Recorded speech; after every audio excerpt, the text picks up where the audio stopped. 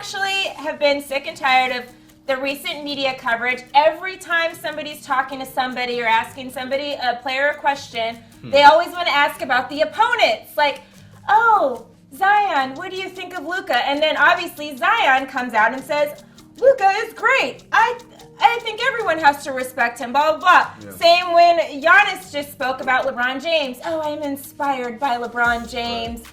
I am so sick of this. Like, what happened to, like, the bad boy Pistons or Michael Jordan or even Kobe Bryant? Like, why are we wanting players to be soft? Like, we literally keep going crazy when, oh, Giannis is talking about James Harden. Oh, no, it has to be just a joke. No, it shouldn't be a joke. He should be able to sit there and talk crap about him because that's not his teammate. Like, he shouldn't have to be best friends with the guy. I literally, like, hate this whole concept of like, oh my gosh, we should all be like kumbaya and in love with each other. No. Can I play devil's advocate to your take though, real quick? You absolutely can. What about the fact that they know that if they do say how they really feel, we're in the social media age. Right. That's what I was going to say. Right. And, okay, do you guys remember when Michael Jordan actually had a NBA Finals game, 1993, Game 4, before the game, him and Charles Barkley, who was on the other team,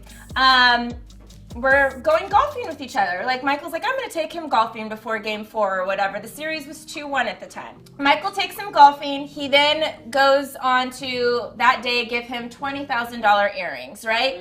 And later, it was Michael Jordan was asked, I think Michael Jordan went on to score like 50-something points that game. Michael Jordan was asked, why would you give him $20,000 earrings? Michael Jordan, my boy, said this, $20,000 is nothing to me. If I give him these, he's going to leave me alone the rest of the series. Charles Barkley thinks we are friends. I really hate that fat is what he said to a reporter. Oh my God. He has had no problem with saying that.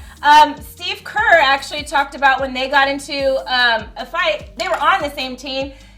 Michael Jordan, everybody remembers, punched Steve Kerr in the face when they were both on the Bulls together. Steve Kerr said this about it. It was one of the best things that ever happened to me. I needed to stand up and go back at him. I think I earned some respect, but we have a great relationship ever since. You got to prove it, and then once you prove it, you're fine. So that's why. I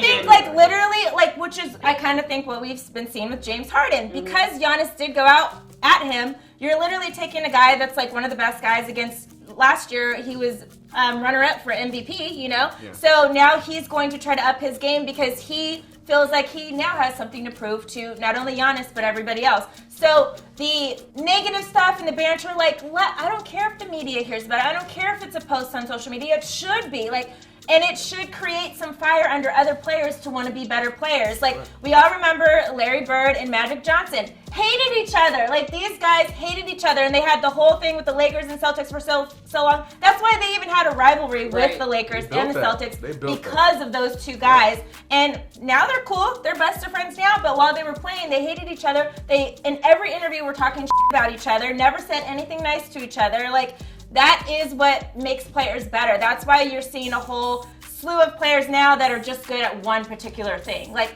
how does Ben Simmons still not know how to shoot a three-pointer? Because people don't talk about him. Like, no poor Ben. No poor Ben. We do. I mean, that's what, like, Magic said of their little thing that they had with Larry. He said, we came along at the right time. That's all I can say. I needed Larry, and he needed me. We pushed each other, meant so much to each other, and meant so much to the game. It was a fun time. So, like, when you look back on it, these players aren't going to be crying like, oh, I remember when James Harden said something and it hurt my feelings. Yeah. No, like, they're going to love that person at the end of the day because it helped make them a better player. So, across the board, like, I literally hate what basketball is, like, starting to turn into. And I think it starts with, like, the media, like, complaining about why did he say something negative about him? And, like, he should be able to, and he should feel comfortable to talk negative about somebody he's about to play against. Yeah. Like, No, they should I have totally to be agree friends. with that. I'm with you. I think it's fun. I think it just makes the game more interesting to does. know that there's these rivalries out there. And with this James Harden and Giannis thing, it's like now we're going to really want to watch them on the court and see how they interact. But I think just to attest to what Chris was saying, I think that the reason why these athletes are scaling back and trying to just play like, ooh, I respect you guys, I respect everybody, is because they know the second they say something, social media is going to blow up. And I don't think that should motivate them to just not say anything at all. I think that it's part of the show, having these rivalries and these back and forths. I think it makes it fun. And even and that's the thing where I think basketball is suffering right now, because I know the ratings are down. And part of the reasons the ratings are down is because there's no mega team right now, because the Warriors are done. But I'm saying it's those rivalries that no matter what your team is doing, still puts butts in the seats. Right. Where now everybody is like, oh, we love everybody, so it's like, I might watch I think we would lose the bandwagon aspect of sports, I think, if we got back to like rivalries, because in no way would I ever cheer on the Eagles or the Giants, you know what I mean, because I'm such a Cowboys fan, or like the Dodgers would never ever think about going to the Giants because they're better, or the A's, or like whatever the case is. Nobody would ever do that because the Dodgers have created such a fan base that like they're loyal fans or whatever.